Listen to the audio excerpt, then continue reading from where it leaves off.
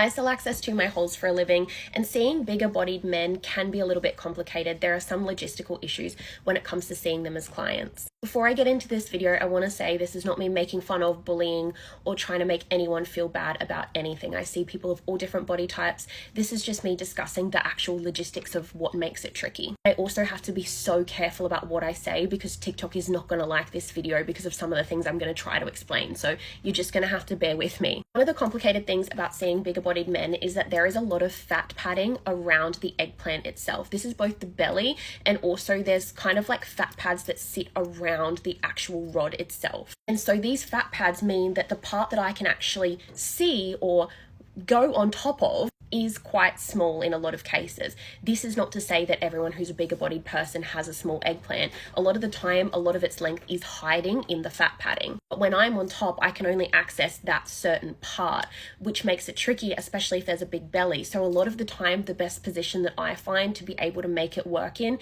is reverse. I have had clients that are so big and it is so obstructed that I physically cannot do anything besides this or this because there is just no way that I can get it to work. This can be because their thighs and legs are so big that I can't get my body around it. There is just no logistical way that it can work because only a small part of it is exposed. And a lot of the time, these guys that are this kind of body type struggle to be the one doing the actual cardio at all, if not for like a few minutes. So it makes it really, really tricky with, when you've got an hour or 2 hours with this person and you have to be the one doing all of the work for the entire time. So some of them get quite frustrated when positions aren't possible, even though they can see you're physically trying and logistically it just won't work. So it can be really tricky depending on how big the person is. I also want to add into this conversation, I've seen Jade Blair mention this, and I'm going to copy the point. She's talking about how a lot of the time furniture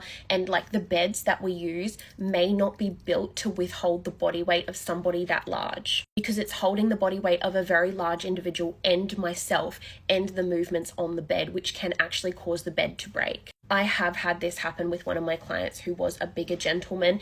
He broke my bed back in my old place. He has actually lost a lot of weight since I first started seeing him, and I would no longer consider him a bigger man. But I remember him being mortified when he broke my bed, and I know he didn't do it on purpose and I was never angry with him, but it can be kind of tricky because if I'm having clients breaking my furniture, I then have to outlay the cost of replacing the furniture. So some workers just do not have the right equipment, I guess, that they need to do the job. So yeah, it can be a little bit tricky. And I think these clients, in most cases, they've seen somebody before and they do know what to expect, but you definitely get newbies that just have no idea what they're in for. And then they get very frustrated that things aren't playing out the way they imagined it in their head. And no matter how much you try, there are just some positions that are not physically possible.